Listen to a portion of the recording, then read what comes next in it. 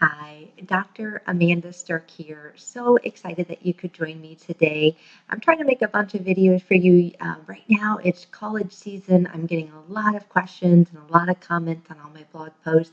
So one of the biggest things that I believe that parents and students really don't understand is what university admission representatives are looking for when they're looking at your application. Now, for example, University of Florida, they're looking at over 30,000 applications. Now, a lot of other schools here within the state are looking at far less, but the more selective that school becomes, the more that they really rely on what that student attribute is. Now, there are certain schools such as University of Central Florida, University of South Florida, Florida Atlantic University, FIU, those type of schools that are what we call competitive admission. So this would look a little bit different, the chart that I'm going to explain to you right now. However, they are going to rely very heavily on your ACT and SAT scores, and they're also going to rely very heavily on your GPA, that recalculated GPA. If you don't know what a recalculated GPA is, I highly suggest that you check out my blog post that talks all about it and explains what that is, because it's really important as you go into the admissions, whether it is competitive or what we call selective, that you understand where you really stand in the college admissions world.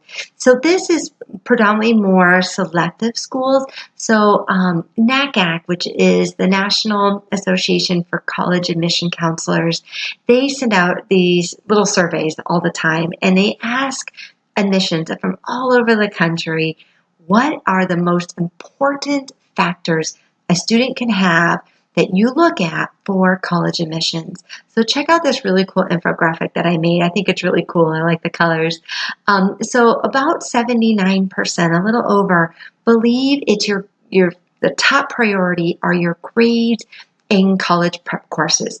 Now that could be ACE courses, that could be IB courses, that could be dual enrollment, but they want to make sure, one, that you're taking those courses, and two, that you're excelling in those courses. The third thing they really look at are your grades in all your courses. So while I put a lot more importance on those kind of college readiness courses, they also want to make sure that you did well in PE and that you did well in your other courses and you didn't slough them off. And so really that overall GPA is also really important. Another thing they look at, it kind of goes with number one, but is that strength of curriculum. Now, this is what's kind of cool about admissions is one of the things that us as college counselors do is we send in our high school profile. So we say this is our program that our high school can provide. We offer so many AP courses. We offer an ACE program. We offer IB or dual enrollment or whatever we do that's kind of unique and special. And so what that does is it allows the admissions to know, did you take advantage of everything that the high school had to offer? Now, some high schools, because they're very small in size, maybe they're very rural, for whatever reason, might not have the same abilities to give those type of courseworks to their students. So they want to know, comparatively to your high school, what was your strength of curriculum? Did you take as many courses as you could, or did they offer all these courses and you only took one or two? Okay, so that's what that number three, I guess, or strength of curriculum is. About 56% rely on your test scores. So that could be either the ACT or the SAT. So while some schools are kind of deviating away from that and doing what we call test optional, most play a very important part of how did you do on those tests. Why? One of the reasons our grades are somewhat subjective. So maybe you had a really easy teacher, maybe you had a really hard teacher, and so maybe everybody in that class got an A, but then they failed the AP exam.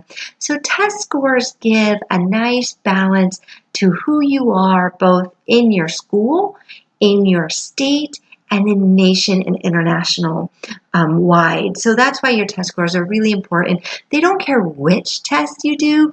I would really suggest just take both of them, and then whichever one you do better in, just kind of zone in on that one. Now, I have some really great posts on the ACT, SAT on my blog, unmaze.me, when to take it, how to take it, and so forth. So what's another really important thing? Now, these are a little bit lesser factors. So you go from about 56% all the way down to 22%. But another thing that they're looking for is that essay or writing sample. And so a lot of schools, especially if you're doing like a Common App or a Coalition app, they're looking for that essay telling them, the admission representative, more about yourself and how you think internally and how you kind of problem solve. And so that essay does not need to be a regurgitation of your resume, okay? It needs to be unique, it needs to be direct, it needs to be clean, it needs to really show your uniqueness. So there's a lot of percentage that can really sway an admission representative one way or the other. The next one, which is really interesting, and I think a lot of kids, especially here in Florida, really minimize this one.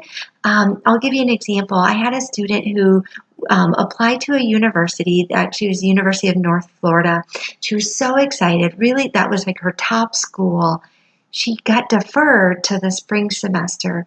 Well, as the counselor, I knew a lot about that student, what was going on. She'd had some medical issues earlier on in her freshman and sophomore year that kind of affected her grades. So I just knew more about her backstory that really didn't come out in the application, and it really didn't come out in her essay because she chose to write about something else. So I wrote a letter, even though it wasn't required.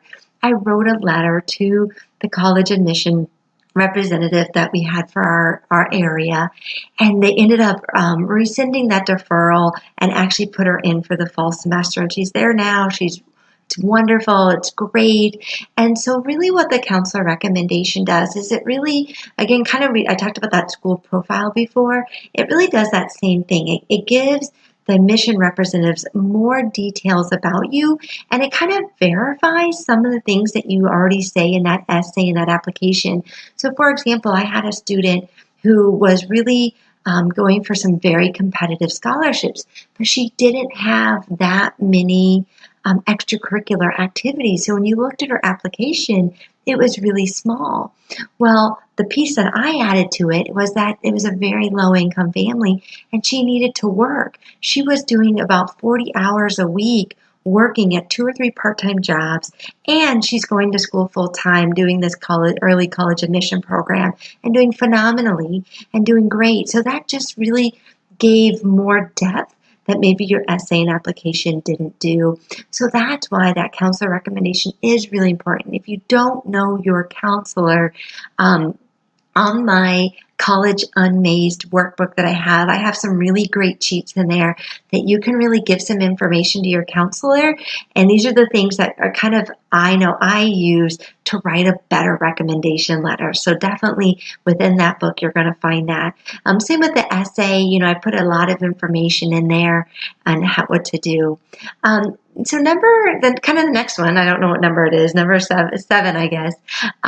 Student demonstrated interest. It's almost 17%. What does that mean? That means how are you interacting with that college?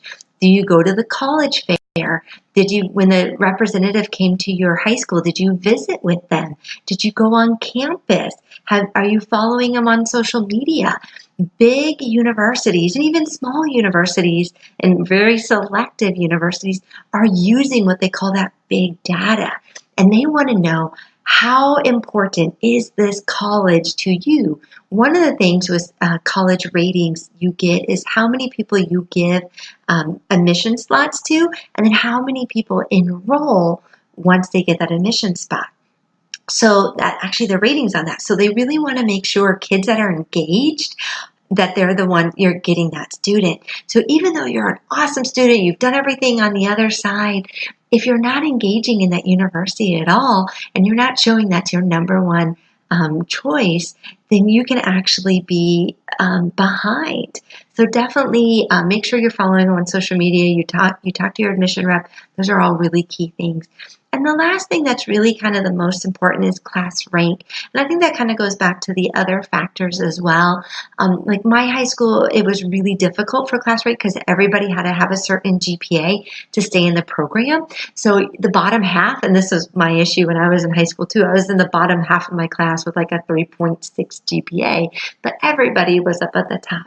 So that class rank doesn't have as much clout as, those grades in college preparatory, but traditionally they go off of that weighted GPA, and that's again going back to that recalculated GPA is so important to know. And class rank is part of that. Where do you fall? Are you taking those more advanced classes, and how are you doing in them?